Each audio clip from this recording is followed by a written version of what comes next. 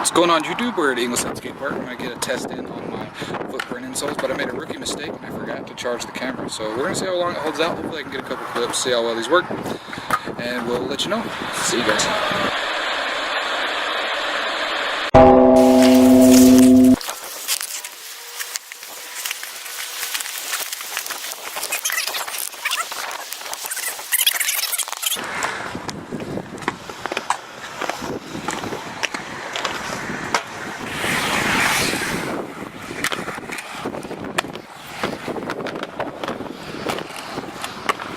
Oh, bring it back. Bring it back.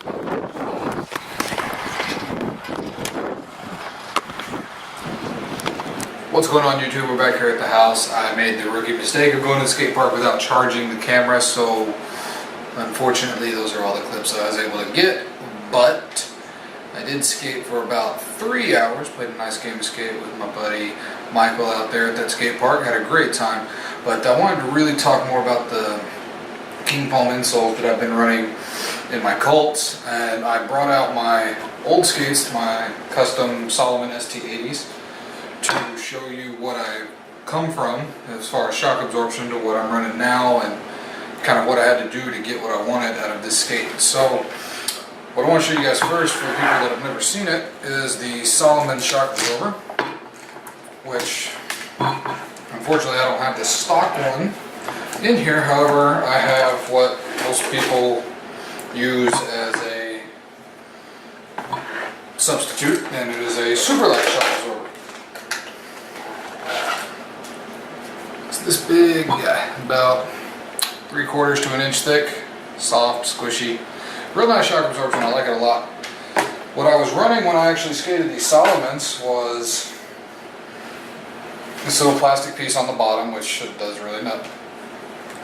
I had the shock absorber with the plastic, with the liner, with the Seba footbed, and that was my shock absorption in the Solomons. Worked really well, I liked it, but just wanted to skate something that was a little slimmer on my feet, because as you can see how wide that is versus how wide the Colt boot is. So as we saw last time, I'll take it out and show you guys. I'll get rid of the Solomon. Just wanted to compare what we were running last time in the Colt boot, because it has no shock absorption whatsoever stock. Everything is in the footbed. So what we were running last time was this guy on the bottom, which has a very, very thin layer of shock absorber, mostly there to absorb vibration, not really shock. We had this, we had the liner, and we had the Seba footbed in the liner. So all in all, we were probably roughly like that in the skate. Probably half an inch or so. Wasn't bad, but like I said in the previous video, I didn't really get enough shock absorption, and the part of the skate on the side right here was pinching my foot in a just really bad way. I didn't care for it. It hurt a lot. I didn't like it. So I tried multiple configurations of my FP insoles that I purchased. My first thought was I would run them under the liner like this with the Seba footbed in them. That wasn't that great. It still caused a lot of pressure on my boot, and I really didn't feel a difference in a shock absorber. So I tried it with the footbed in the liner with this one under it, thinking that would help. Still didn't get what I wanted. Now, being used to running multiple insoles, I was just dead set that that's what I had to do. What actually worked the best was simply the insole in the liner with all their insoles ship with a little, I would say, let me compare here, I would say probably 2.5 millimeter pad that is another heel protector Kingfoam. If you can see the orange stripe, I've got it stuck to the bottom of the liner. I ran that with the footprint insole in the liner, and I cut the little vibration absorber pad to fit as one solid piece under here. And the reason I do this is, one, for the vibration, two, it protects the bottom of my liner from any bolts or anything like that. As you can see, this takes all the damage. So it's more of a help my liner last longer than shock absorption really. But this setup right here, with this FP insole in the liner, no other insole, and the little extra Kingfoam pad, is honestly the most shock absorption and most comfort I've ever had out of a skate in my entire life. It's been years since I've gone to skate and not came home the next day with my knees hurting, or even that same evening. I had no knee pain, I had no pain in my back, all my joints felt great. So I'm completely sold on these. I would highly suggest, if you're looking for some more shock absorption, or if your knees are getting stiff while you're skating, to just give some of these a try. I mean, they're only 20 bucks, $24 after shipping. You really don't have a whole lot to lose. Once again, I purchased the 5mm thick model, which might probably got the wrong size. I got a size 11 insole and a size 10.5 liner, simply because I expected it to run a little small, but it didn't. It runs true to size, so get whatever you get. The 11 fits in the 10.5. It's not too bad. You got to kind of finagle a little bit, but luckily the little neoprene parts of the jug liner fits down in there quite nicely. It fits real great on my foot. This absorbs everything. I jumped off whatever I could after I got that first clip, and I never had a problem at all. These are the most amazing thing I've ever spent money on.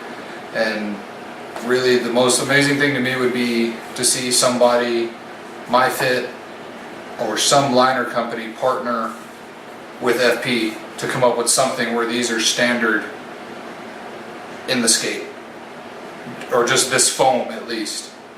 If I could build a liner myself, this would be the base. I would build up from this right here. But until I win the lottery, that's not going to happen, so maybe somebody else will reach out and join forces. But these have taken away a lot of the pain I've had while skating. They're allowing me to skate a skate I haven't skated in years that I really, really love in the Colt boot, because the lack of shock absorption, I've shied away from them. But if you're skating Colts, Volos, or anything that's light on shock absorption like the Aeon, or I think the Solos have a thin heel pad, I haven't skated those in a long time. Or if you just want a little extra, I would highly suggest these. FP Insoles is the website. They start at 18 bucks for the 3.5mm model, and they go clear up to 45 or 50 for the custom molded orthotics. And these are just what I would consider the budget ones. These were $20, the 5mm. I forget whose these are, but they're really cool. Little watercolor way. A lot of different styles, something there for everybody. If you're having any knee pain, or you just want more shock absorption, or you just want to be more comfortable, I would highly suggest take your favorite liner, spend the extra 20 bucks and chunk whatever insole is in there, and replace it with these. Run the little Kingfoam heel pad, and I don't think I'll be able to skate anything else without a pair of these. So if you got the extra money and you want to try it, give it a shot. I wish I had a way to make them a little discounty for you, but honestly, they're worth every cent. I wouldn't insult them by asking for a discount. But I want to see more stuff like this come out of skateboarding and rollerblading and everything, and hopefully we can realize that we need to work together if we want to advance, because I know there's a lot of cool stuff going on with my fit as far as heat moldable things, and these are also heat moldable, so that's really awesome. I would love to see a full liner made out of this Kingfoam stuff, but until then, a guy can dream, and I can run them in my jugs and be really comfortable in my Colts. So these are a 10 out of 10 for me, a must-have for every skate I put together after this. So I can't say enough how great they are. But that's all I got to say about them. I will work on getting some more clips for you guys in the future. Hopefully I don't make the rookie mistake of forgetting to charge the camera. So we'll catch y'all next time. Be on the lookout for some more stuff from the Random. It was great talking to you guys. Have a good night. See ya.